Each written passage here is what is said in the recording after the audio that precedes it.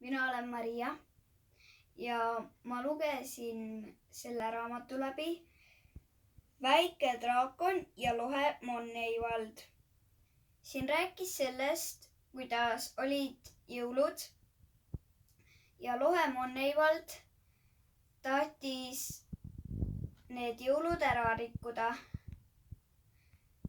Ja siin rääkis veel sellest, kuidas ta oli oma emale saatnud kirja, et ta tahab ka hakata vett purskama, nagu tema ema oli purskkaevuna olnud.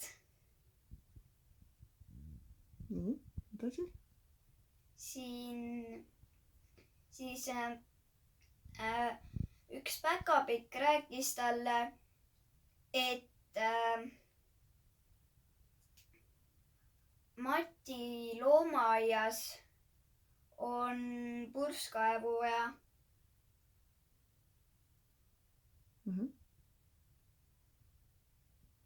Ja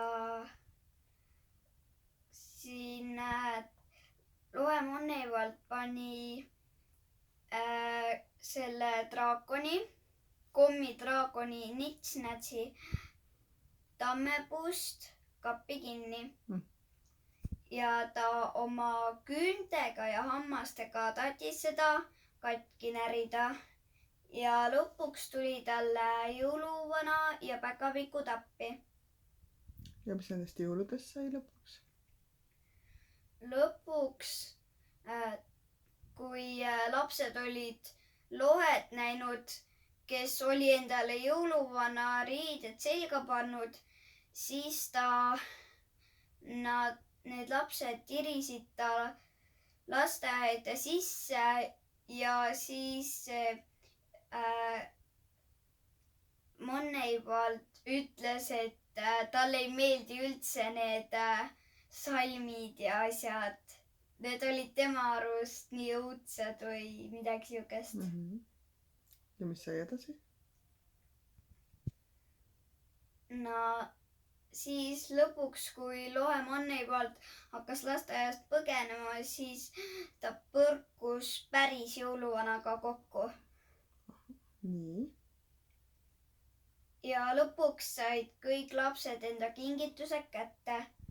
Ja üks tüdruk seal lasteaias oli Nits-Natsiga sõber. Ja ta tahtis jõuluvanalt voodit, väikest voodit, et Nits-Nats saaks mingi kord nende juurde jääda ja puhata. Kas ta sai? Lõpuks sai ikka. Kas see raamat lõppes rõõmsalt või kurvalt või? Päris rõõmsalt. Rõõmsalt, jah. Nii et see on rõõmus raamat. Ja lohe Monneivald sai endale sõbra ka. Äkki. Ja kuidas sulle meeldis see raamat? Väga. Aitäh sulle!